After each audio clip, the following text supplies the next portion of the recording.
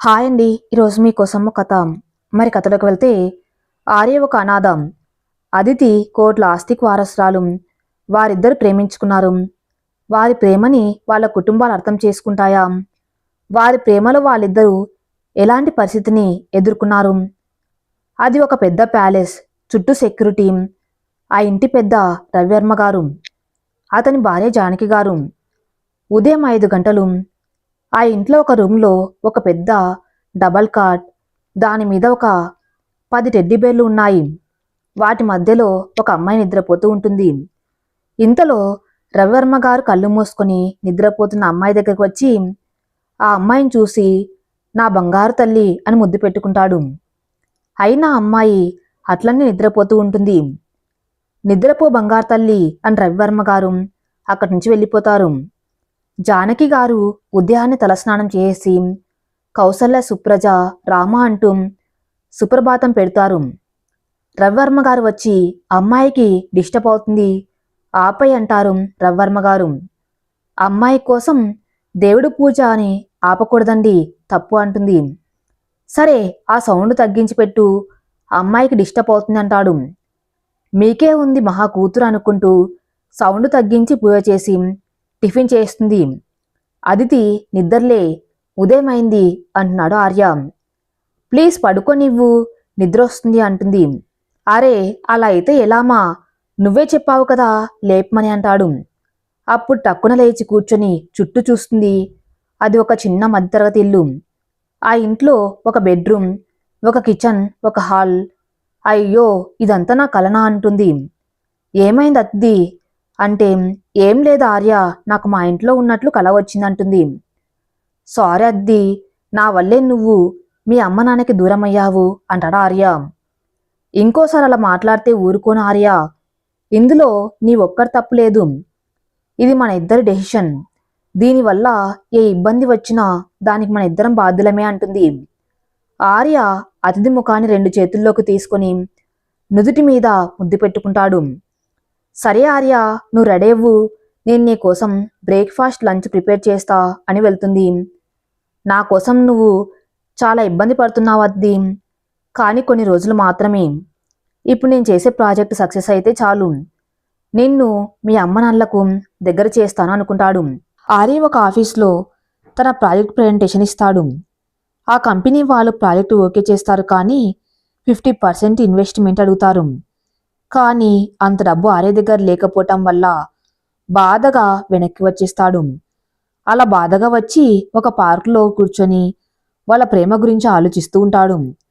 అది ఆర్య అతిథి కాలేజీలో చదివే రోజులు. అతిథి ఆర్య ఇద్దరు బాగా చదువుతారు. క్లాస్లో వాళ్ళిద్దరు టాపర్సు, అందుకే వాళ్ళిద్దరికి పరిచయం లేకపోయినా ఒకరికొకరు తెలుసు. ఒకరోజు వాళ్ళ క్లాస్ మొత్తం టూర్కి వెళ్ళటానికి ప్లాన్ చేస్తారు. కానీ ఆర్య దగ్గర డబ్బు లేని కారణంగా వెళ్ళలేకపోతాడు. ఎందుకంటే ఆర్య ఒక అనాథ, మెరిట్ స్టూడెంట్ అవ్వటం వల్ల స్కాలర్షిప్తో ఆ కాలేజీలో చదువుతున్నాడు. అతిథికి ఈ విషయం తెలిసి ఆర్యకి టూర్కి రావటానికి మనీ తనే అరేంజ్ చేస్తుంది. వాళ్ళందరూ కలిసి టూర్కి వెళ్తారు. అక్కడందరూ బోటింగ్ చేస్తూ ఉంటారు. కానీ అనుకోకుండా అతిథి నీళ్ళలో పడిపోతుంది. అప్పుడు ఆర్యని అతిథిని కాపాడుతాడు. అప్పటి నుండి వాళ్ళిద్దరి మధ్య స్నేహం మొదలైంది. అది ప్రేమగా మారింది. ఎంతగా అంటే ఒకరిని వదిలి ఇంకొకరు ఉండలేనంతగా. చూస్తుండగానే వాళ్ళ చదువులు అయిపోతాయి. ఆర్య మంచి జాబ్ తెచ్చుకొని అతిథి వాళ్ళ నాన్నతో మాట్లాడదాం అనుకున్నాడు. కానీ అప్పటికే వాళ్ళ నాన్న అతిథికి తన ఫ్రెండ్ కొడుకుతో పెళ్లి ఫిక్స్ చేస్తాడు. ఇక తప్పక అతిథి వాళ్ళ నాన్నకి తన ప్రేమ గురించి చెప్తుంది. కానీ రవివర్మ గారు వాళ్ళ ప్రేమను ఒప్పుకోలేదు. అతిథి ఆర్య కోసం వాళ్ళ నాన్న ఎదిరించి ఇంట్లో నుండి బయటకు వచ్చింది. కానీ అతిథి నమ్మకం ఏదో ఒక రోజు వాళ్ళ నాన్న తన ప్రేమను అర్థం చేసుకుంటారని. అదంతా గుర్తు చేసుకుని ఆర్య కళ్ళలో నుండి నీళ్లు వస్తాయి. నా వల్లనే నువ్వింత కష్టపడవలసి వస్తుంది, ఎలాగైనా ఏదో ఒకటి చేసి బాగా సంపాదించాలి అనుకుంటాడు. అతిథి ఒక్కటే ఉంది ఇంట్లో, ఇంటికి వెళ్తే కనీసం తనకి తోడుగా ఉండవచ్చు అనుకుని ఇంటికి బయలుదేరతాడు. అలా వెళ్తూ ఉంటే దారిలో ఒక వ్యక్తి, రవివర్మ గారు, మీరు చెప్పిన పని అయిపోయింది, ఆ ఆర్య ప్రాజెక్టు ఓకే చేయలేదు. మీరు చెప్పినట్టు చేశాను సార్. కానీ ఏ మాట కామాట ఆ ఆర్య ప్రాజెక్టు చాలా బాగుంది సార్. మీరు కనుక చెప్పకపోయినట్లయితే ఖచ్చితంగా ఆ ప్రాజెక్టు ఓకే చేసేవాడిని సార్ అంటాడు. అదంతా వినగానే ఆర్య చాలా బాధపడుతూ ఇంటికి వెళ్ళాడు. ఆర్య లోపలికి వెళ్ళగానే అతిథి ఆర్య ఫైల్స్ తీసుకొని లోపలికి వెళ్తుంది. ఆర్య సోఫాలో తల వెనక్కి వాల్చి అలా ఉండిపోతాడు. అతిథి ఆర్య కోసం టీ పెట్టుకొని తీసుకువస్తుంది. ఆర్య టీ తీసుకో అని ఆర్యకి టీ ఇస్తుంది. నువ్వు కూడా తెచ్చుకో అంటే, నువ్వు తాగు ఆర్య, నేను తాగుతానులే అంటే, ఎందుకంటే తాగడం లేదు అంటుంది. నిజం చెప్పు అంటే, అది ఆర్య టీ పొడి లేదు, నీ వరకే సరిపోతుంది, అందుకే నీకు తీసుకువచ్చాను అంటుంది. ఇదే ఇద్దరం తాగుదాంలే అని అదే ఇద్దరు షేర్ చేసుకొని తాగుతారు. ప్రాజెక్ట్ ఏమైంది ఆర్య అని అతిథి అంటే, 50% ఇన్వెస్ట్మెంట్ అడిగారు అతిథి. అంత మనీ మన దగ్గర లేదు కదా, అందుకే ఏం మాట్లాడకుండా వచ్చేసాను. కానీ ఇదంతా మీ నాన్ననే చేయిస్తున్నారు అని జరిగింది చెప్తాడు. అతిథి ఆర్యతో, నా వల్లే నీకు ఈ కష్టాలు, నన్ను పెళ్లి చేసుకోకపోయినా నీ టాలెంట్కి బాగా సెటిల్ అయ్యేవాడివి అని ఏడుస్తుంది. అరే అతిథి, ఇలా చూడు నా వైపు, నువ్వు లేకుండా నేను ఎంత సంపాదించినా ఉపయోగం ఏముంది చెప్పు, నువ్వు అలా ఏడిస్తే నేను చూడలేనురా, ప్లీజ్ రా ఏడవకు అంటాడు. అయినా ఇక నేను ఈ ప్రాజెక్ట్ గురించి వదిలేసి ఏదో ఒక జాబ్ చూసుకుంటాను మన కోసం అంటాడు. సరే ఆర్య, నాకు నీ టాలెంట్ మీద నమ్మకం ఉంది, అలాగే ఆ దేవుడి దయ ఉంటే నువ్వు నీ ప్రాజెక్టు కూడా సక్సెస్ అవుతుంది అంటుంది. ఆర్య అతిథి కోసం జాబ్ ట్రై చేస్తూ ఉంటాడు. కానీ రవివర్మ గారు ఆర్యకి ఎక్కడ జాబ్ దొరకకుండా చేస్తాడు. కానీ ఆర్య ప్రయత్నిస్తూనే ఉంటాడు. ఎంత ప్రయత్నించినా ఫలితం లేదని ఇంట్లో జరగటం కోసం కాఫీ షాప్లో వెయిటర్గా జాయిన్ అవుతాడు. ఈ విషయం అతిథికి చెప్తాడు. అతిథి చాలా బాధపడుతుంది. కానీ ఆర్య అతిథికి నచ్చెప్తాడు. ఆర్య ఆ పని చిన్నతనంగా చూడకుండా పని చేసుకుంటూ పోతాడు. అలా 2 నెలలు గడుస్తాయి. ఒకరోజు ఆర్య పని అయిపోయి ఇంటికి వచ్చేటప్పటికి టైం నైట్ 8 అవుతుంది. అప్పుడు కొంతమంది వ్యక్తులు ఒక ముసలాయన్ని చంపటానికి కత్తితో పొడుస్తారు. అప్పుడు ఆర్య ఆ ముసలాయన్ని కాపాడి తనతో పాటు ఇంటికి తీసుకువెళ్ళి డాక్టర్ని ఇంటికి పిలిపించి ట్రీట్మెంట్ చేపిస్తాడు. అతిథి ఆర్యతో, ఇతను ఎవరు ఆర్య, ఏమైంది ఆయనకి అంటే, ఎవరో నాకు తెలియదు అతిథి, కానీ ఎవరో చంపడానికి ట్రై చేశారు, నేనే కాపాడి తీసుకువచ్చాను అంటుంది. మంచి పని చేశావు ఆర్య అంటుంది. అతిథి, రేపు ఉదయానికి స్పృహ వస్తుంది అంటుంది డాక్టర్ రియా. రియా అతిథి ఫ్రెండ్. థ్యాంక్స్ రియా, కాల్ చేయగానే వచ్చినందుకు అంటుంది. మనలో మనకి థ్యాంక్స్ ఎందుకు అతిథి? అవును, ఎవరియనా అంటే, తెలియదు రియా, ఎవరో చంపడానికి ట్రై చేస్తే ఆర్య కాపాడి తీసుకువచ్చాడు. ఇలాంటి కేసెస్ హాస్పిటల్లో ట్రీట్మెంట్ చేయరు అతిథి, ఇది చాలా రిస్క్ అంటుంది. నాకు తెలుసు రియా, కాకపోతే తప్పదు అంటుంది అతిథి. సరే అతిథి, జాగ్రత్త, నేను వెళ్ళొస్తాను అంటుంది. నేను మిమ్మల్ని డ్రాప్ చేస్తాను అంటాడు ఆర్య. పర్లేదు ఆర్య, మా హస్బెండ్కి కాల్ చేశాను, వస్తున్నారు అంటుంది. థ్యాంక్స్ రియా అంటాడు. ఇట్స్ ఓకే ఆర్య, బాయ్ అంటుంది. అతిథి ఆర్య కూడా రెస్ట్ తీసుకుంటారు. ఉదయం లేచి ఆయన దగ్గరికి వెళ్ళి కూర్చుంటారు ఇద్దరు. అప్పుడే ఆయనకి మెలకు వస్తుంది. ఇప్పుడు ఎలా ఉంది మీకు అంటే, బాగానే ఉందమ్మా. నువ్వెవరు అంటే, నా పేరు అతిథి తాతయ్య. మిమ్మల్ని రాత్రి ఎవరో చంపాలని చూస్తే ఆర్యనే కాపాడాడు అని ఆర్యని చూపిస్తుంది.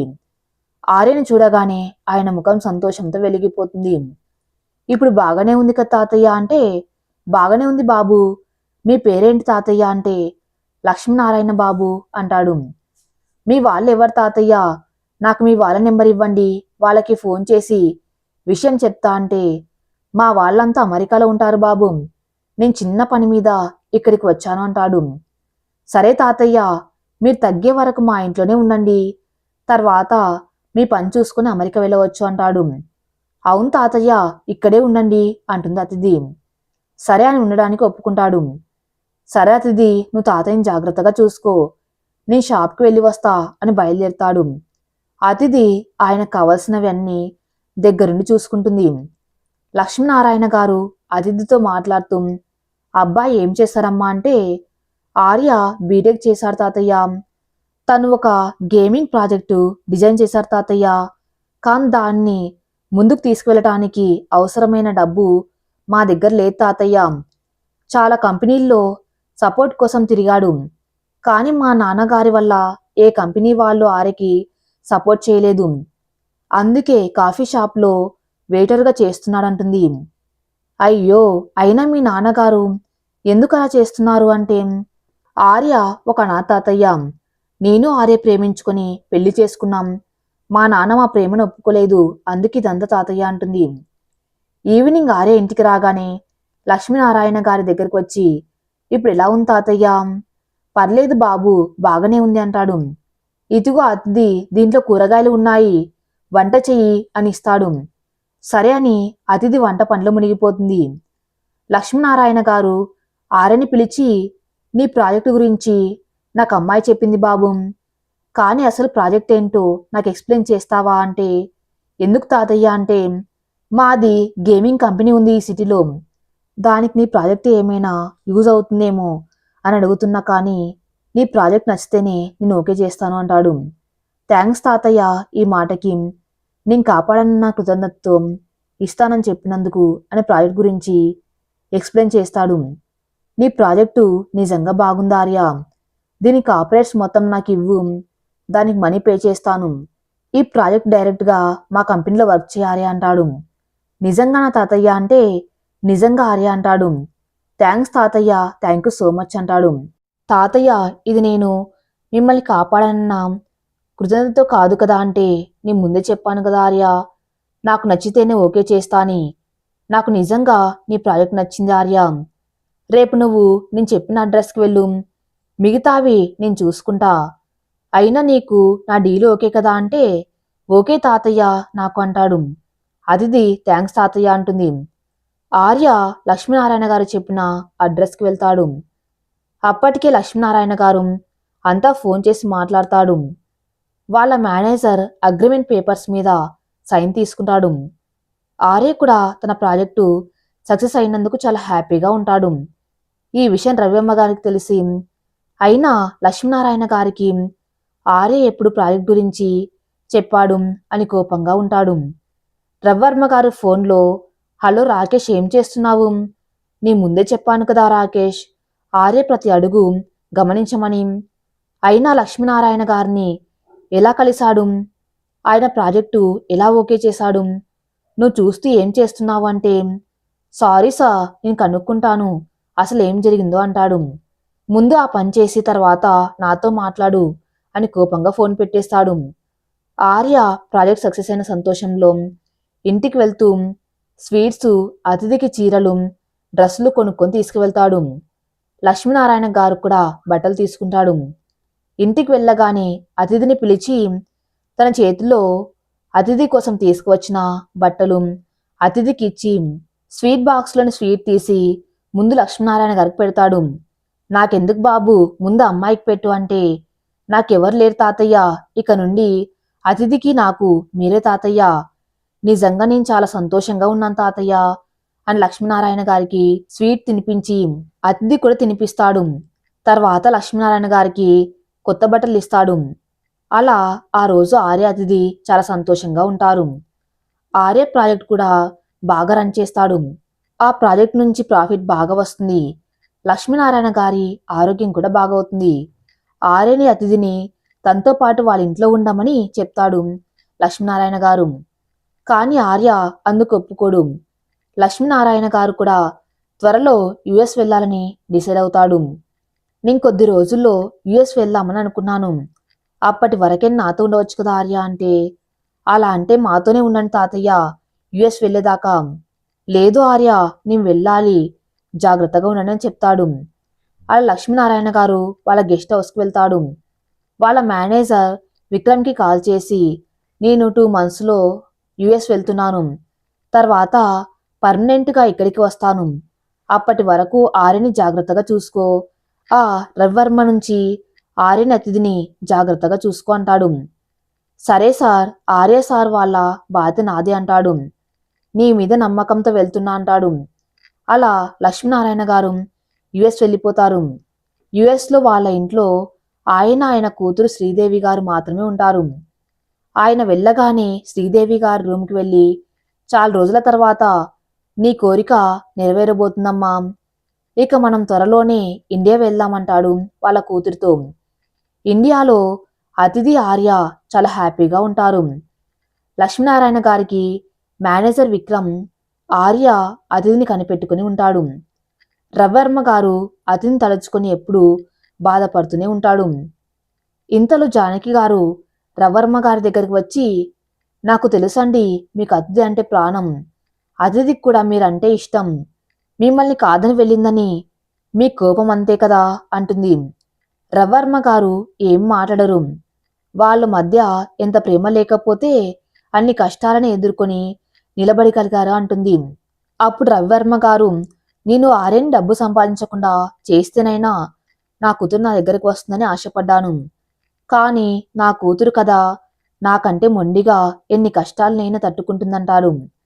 ఇప్పుడైనా వాళ్ళ ప్రేమను ఒప్పుకోవచ్చు కదండి, అంటే ఇప్పుడు ఆర్య సక్సెస్ అయ్యాడని మనం మారిపోయాము అని నా కూతురు అనుకుంటే, వద్దు జానకి, వాళ్ళు సంతోషంగా ఉన్నారు అది చాలు అంటాడు.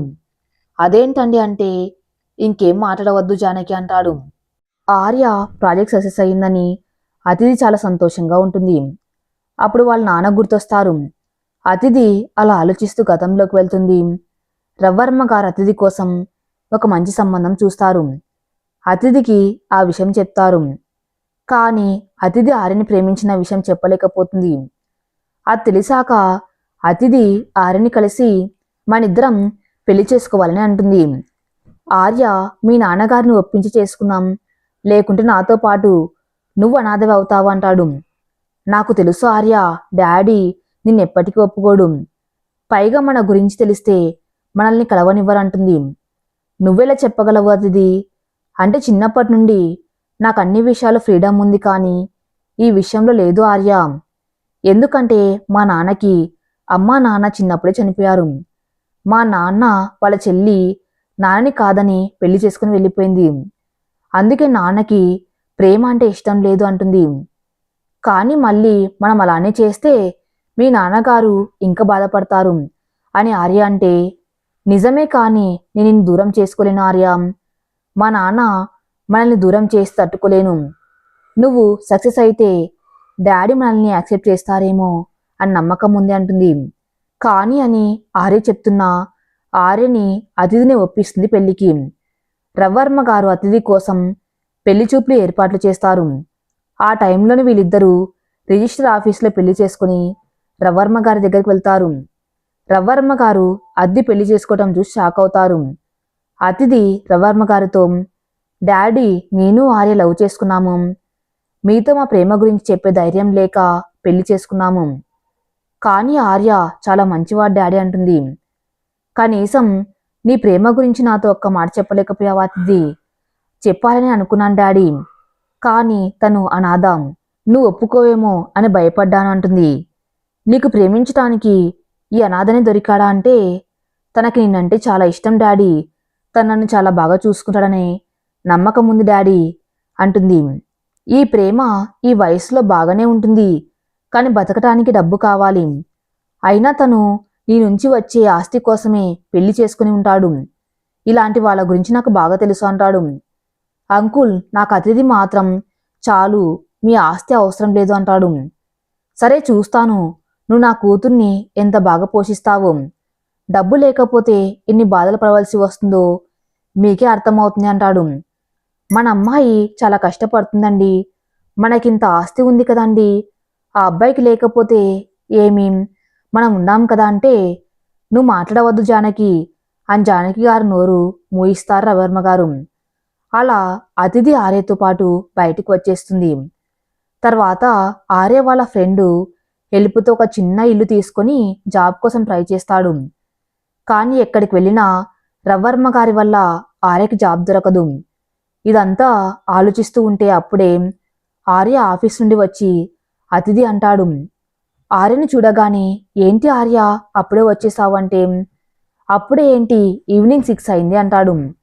అవునా ఆర్య, సారీ నేను టైం చూసుకోలేదు, ఏమైంది, ఒంట్లో బాగానే ఉంది కదా అంటే, బాగానే ఉన్నాను ఆర్య అంటే, మరి ఏమైంది అంటే, డాడీ గుర్తొచ్చారు అని ఏడుస్తుంది.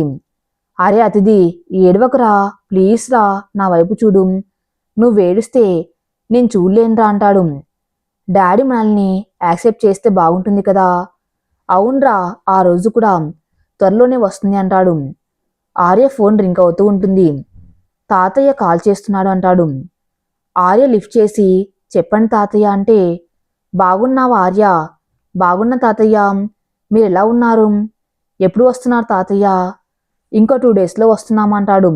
అవునా తాతయ్య, వస్తే ఇక్కడే ఉండాలిక అని ఆర్య అంటే, అలాగే ఆర్య, ఎలా నడుస్తుంది ప్రాజెక్టు అంటే, బాగా నడుస్తుంది తాతయ్య అంటాడు.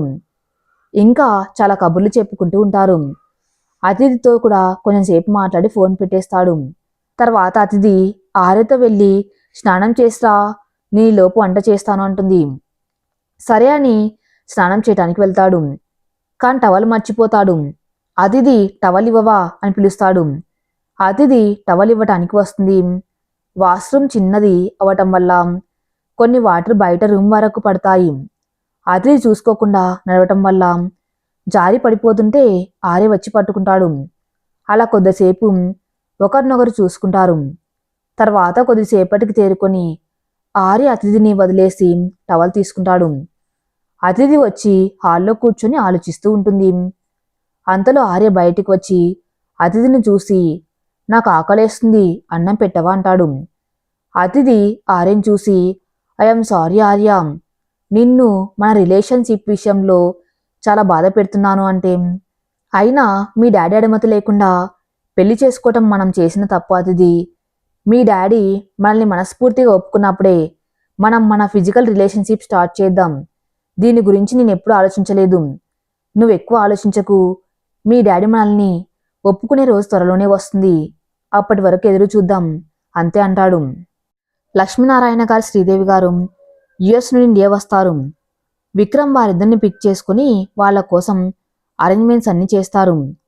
శ్రీదేవి గారు లక్ష్మీనారాయణ గారితో, డాడీ నేను త్వరగా ఆర్యన్ చూడాలి డాడీ ప్లీజ్ అంటే, సరే చూద్దాం, ముందు నువ్వు ఫ్రెష్ అవ్వు తర్వాత వెళ్దామంటాడు. శ్రీదేవి గారైతే ఎప్పుడెప్పుడు ఆర్యన్ చూద్దామా అని ఆరాటపడుతూ ఉన్నారు. ఆర్య లక్ష్మీనారాయణ గారికి ఫోన్ చేసి, హలో తాతయ్య, రీచ్ అయ్యారు గెస్ట్ హౌస్కి అంటే, రీచ్ అయ్యాను ఆర్య, నేను వస్తాను ఎయిర్పోర్ట్కి అంటే మీరే వద్దు అన్నారు. ఎందుకు తాతయ్య అంటే, మేము ఇండియా రీచ్ అయ్యేసరికి ఉదయం 3 గంటలు. ఆ టైంలో నువ్వు అమ్మాయి ఇబ్బంది పడ్డం ఎందుకు అని వద్దు అన్నాను అంటాడు. నేను ఒక పెద్ద ఇల్లు తీసుకున్నాను తాతయ్య, మీరు కూడా మాతో పాటే ఉండాలి. ఇక నుండి మీరు ఏం చెప్పినా నేను వినను అంటే, ఎందుకు ఆర్య అంటే, ఏమో తాతయ్య, మిమ్మల్ని చూస్తే నాకు చాలా దగ్గరతనంగా అనిపిస్తుంది. మా తాతయ్య ఉంటే మీలాగే ఉండేవారేమో అనిపించింది తాతయ్య. నాకు మా అమ్మ ఎవరనేది కూడా తెలియదు తాతయ్య. నాకెవరూ లేరని చిన్నప్పుడు చాలా బాధపడేవాణ్ణి. కానీ మిమ్మల్ని చూసినప్పటి నుండి అలా అనిపించడం లేదు తాతయ్య అంటాడు. ఇవన్నీ తర్వాత మనం ఇక నుండి కలిసే ఉంటున్నాం అంతే అంటాడు. సరే ఆర్య, నీ ఇష్టం అంటాడు. థ్యాంక్స్ తాతయ్య అంటాడు. ఆర్య ఫోన్ పెట్టేయగానే శ్రీదేవి గారు వచ్చి, డాడీ నేను ఫ్రెష్ అయ్యాను, మీరు కూడా ఫ్రెష్ అయ్యారండి, బ్రేక్ఫాస్ట్ చేద్దాం, తర్వాత ఆర్యని కలవచ్చు అంటుంది. సరే అని లక్ష్మీనారాయణ గారు కూడా ఫ్రెష్ అయి వస్తారు. ఇద్దరు కలిసి బ్రేక్ఫాస్ట్ చేసి ఆర్యని కలవటానికి వాళ్ళ ఇంటికి బయలుదేరుతారు. కొంత దూరం వెళ్ళాక ఒక పెద్ద ట్రక్కు బ్రేక్ ఫెయిల్ అయి రాంగ్ రూట్లో వస్తూ ఉంటుంది.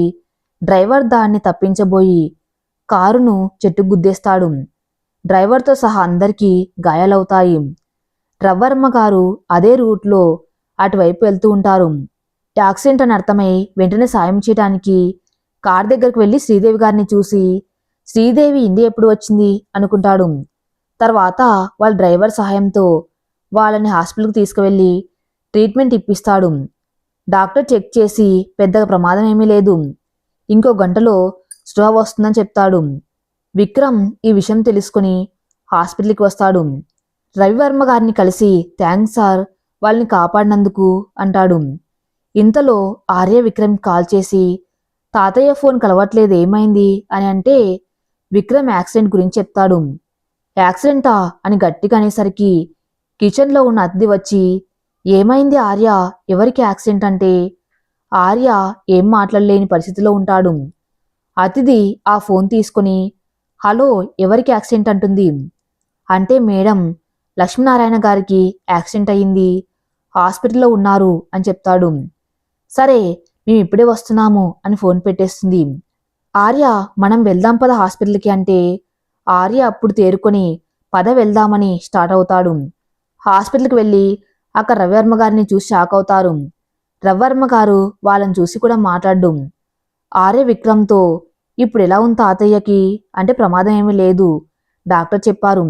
ఇదంతా రవివర్మ గారి వల్లనే, ఆయన టైంకి రాకపోయి ఉంటే చాలా కష్టమయ్యేది సార్ అని చెప్తాడు.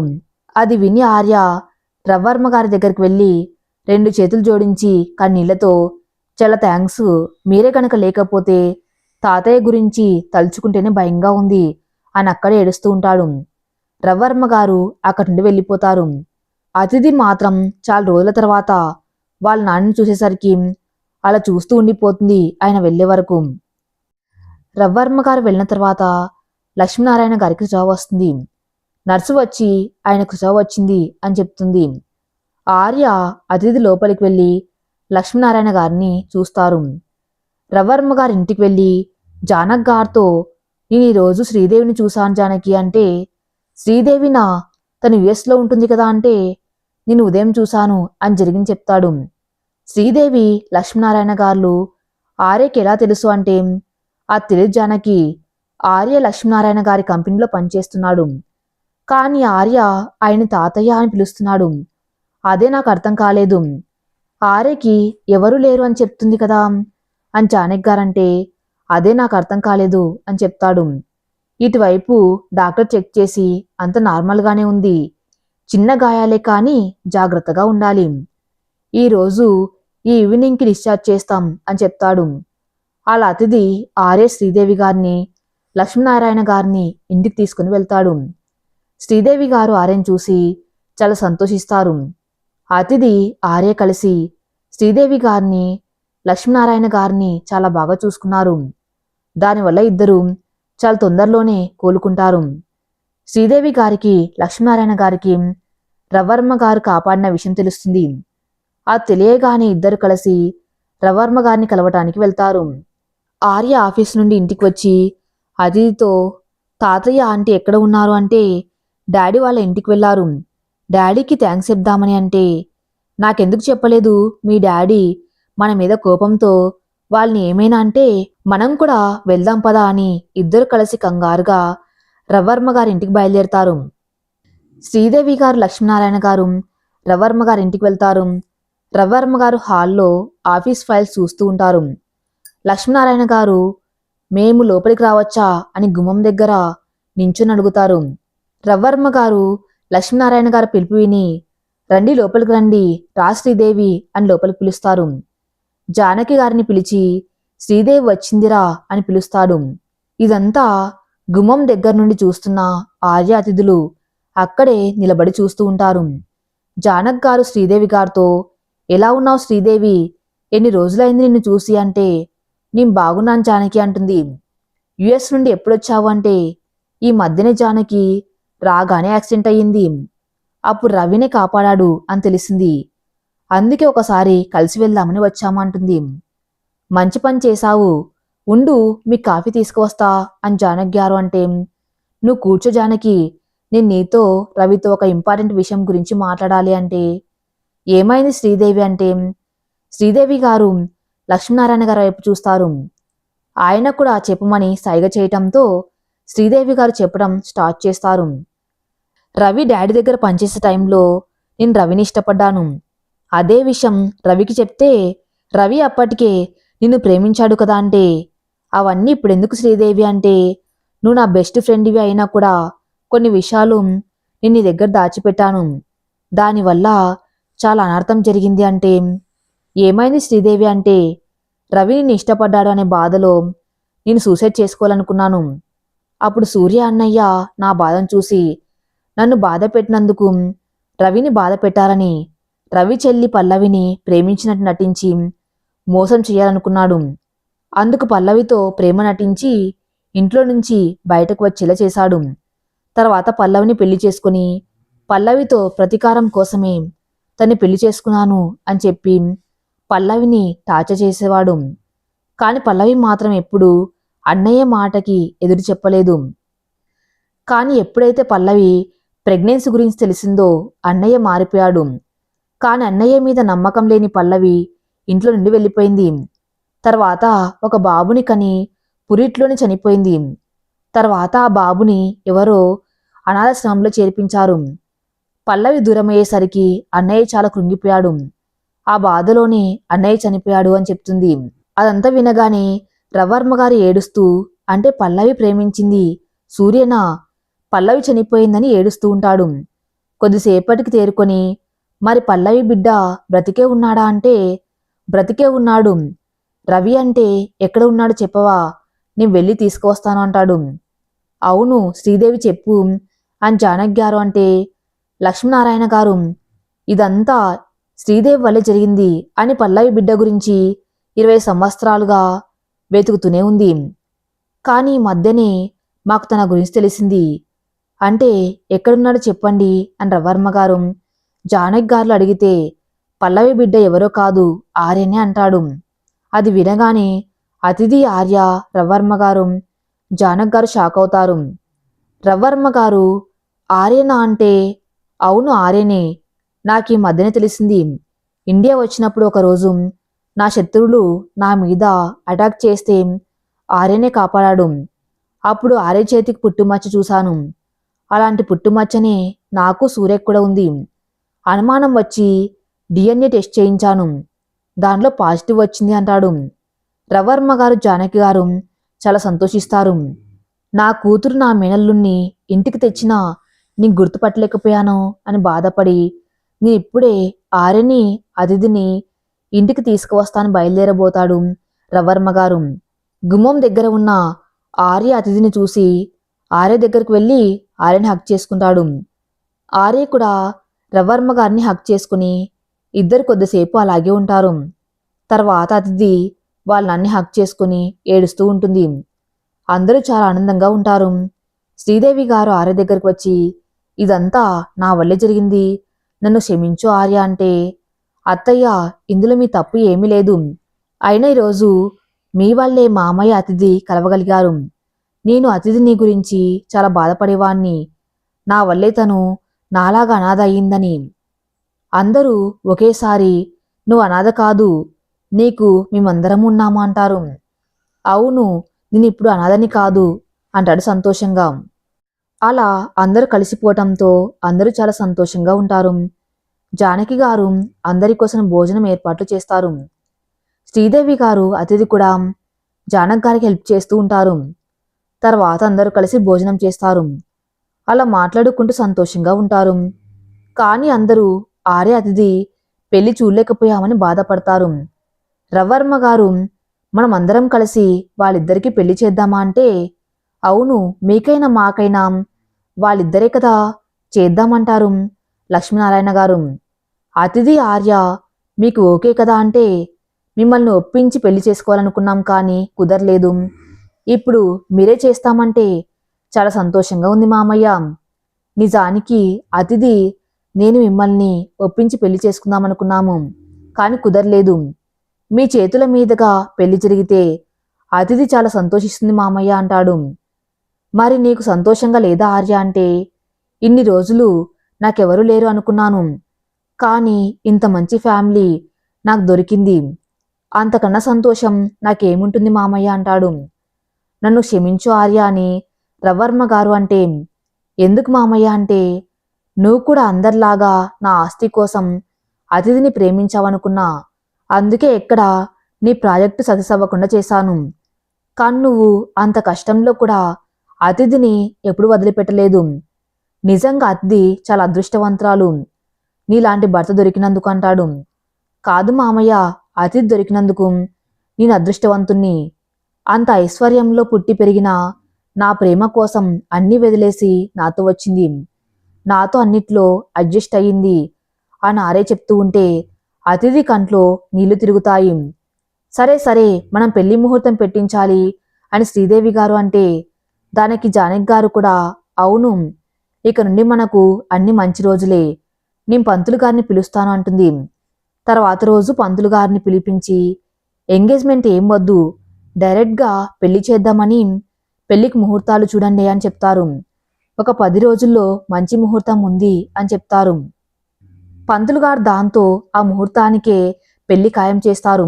లక్ష్మీనారాయణ గారు రవివర్మ గారితో పెళ్లి వరకు పెళ్లి కొడుకు పెళ్లి కూతురు కలవకూడదు కదా, ఆర్యని మాతో పాటు తీసుకువెళ్తామంటాడు. ఆర్య అతిథి ఒకరినొకరు బాధగా చూస్తూ ఉంటారు. సరే లక్ష్మీనారాయణ గారు అని రవివర్మ గారు అంటే ఇప్పుడు నుంచి అయినా మామయ్య అని పిలవచ్చు కదా అంటే సరే మామయ్య అలాగే, కాని పెళ్లి తర్వాత మనమందరం ఇక్కడ ఈ ఇంట్లోనే ఉంటాము అంటే ఈ ఇంట్లోనా అంటే అవును మామయ్య, ఇక నుండి అందరం కలిసే ఉందామంటే లక్ష్మీనారాయణ గారు శ్రీదేవి గారి వైపు చూస్తారు. తను కూడా ఓకే చెప్పటంతో సరే రవి అందరం ఇక్కడే ఉందాం, మాకు మాత్రం ఎవరున్నారు మీరు తప్ప అంటాడు. సరే అని ఆర్యని తీసుకుని బయలుదేరతారు. అతిథికి మాత్రం చాలా బాధగా అనిపిస్తుంది. ఆర్య వెళ్లే వరకు చూస్తూనే ఉంటుంది. ఆర్య లక్ష్మీనారాయణ గారితో కలిసి అతిథితో కలిసి ఉన్న ఇంటికి వెళ్తారు.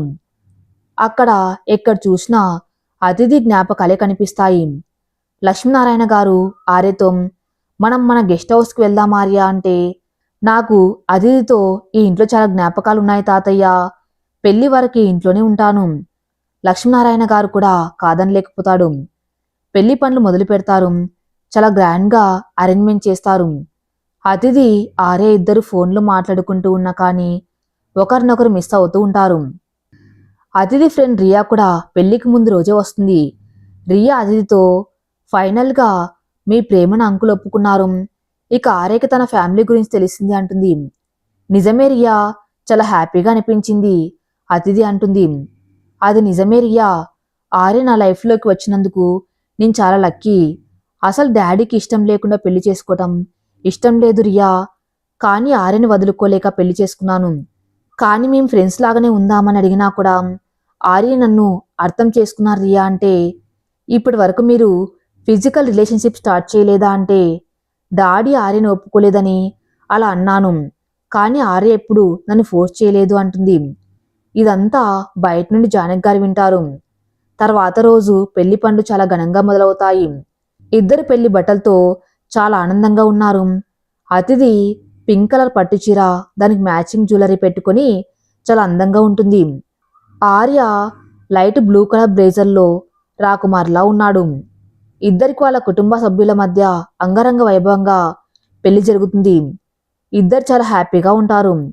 వాళ్ళని చూసి పెద్దవాళ్ళు కూడా ఆనందపడతారు. అలా పెళ్ళవగానే వెంటనే రిసెప్షన్ కూడా అరేంజ్ చేస్తారు. రాత్రికి ఫస్ట్ నైట్ అరేంజ్మెంట్ చేస్తారు.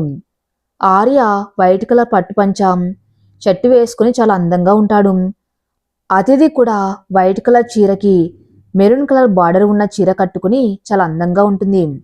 జానకి గారు ఇంటి దగ్గర ఉన్న ముత్తైదువులను పిలిచి దంపత తాంబూలాలు ఇప్పిస్తారు. తర్వాత ఫస్ట్ ఆర్యని గదిలోకి పంపిస్తారు. తర్వాత అతిథిని కూడా పంపిస్తారు. ఇద్దరు అన్ని రోజుల నుంచి కలిసే ఉంటున్నా ఎందుకో ఇద్దరికి కంగారుగా ఉంది. కానీ అతిథిని ఆర్య దగ్గరకు వచ్చి నన్ను క్షమించు ఆర్య, ఇన్ని రోజులు నేను చాలా బాధ పెట్టాను అని ఆర్యని హగ్ చేసుకుంటుంది. ఆర్య అతిథి ముఖాన్ని తన 2 చేతుల్లోకి తీసుకుని నుదుటి మీద ముద్దు పెట్టి నేను నీకు ముందే చెప్పాను కదా ఈ విషయంలో నీ తప్పేమీ లేదని, అది మన ఇద్దరి డెసిషన్, అయినా ఇది మన జీవితంలో చాలా ఇంపార్టెంట్ డే, ఈ రోజు ఎడవద్దురా అని అతిథిని దగ్గరికి తీసుకుంటాడు. ఆ రోజు వాళ్ళిద్దరి జీవితంలో మధురమైన రోజుగా మిగిలిపోతుంది. ఆర్య అతిథి వాళ్ళ లైఫ్లో చాలా హ్యాపీగా ఉన్నారు. పెద్దవాళ్ళందరూ కలిసి రవివర్మ గారి కంపెనీ, లక్ష్మీనారాయణ గారి కంపెనీలు రెండు అతిథి ఆర్యలకే పూర్తి బాధ్యతలు ఇస్తారు. అతిథి ఆర్యలకి ఒక బాబు ఒక పాప పుడతారు. అలా వాళ్ళిద్దరూ వాళ్ళ లైఫ్లో చాలా హ్యాపీగా ఉంటారు. ఈ కథ ఇంతటితో సమాప్తం. మరిన్ని మంచి స్టోరీస్ కోసం నా ఛానల్ని ఫాలో అవుతూ ఉండండి. Thank you for listening.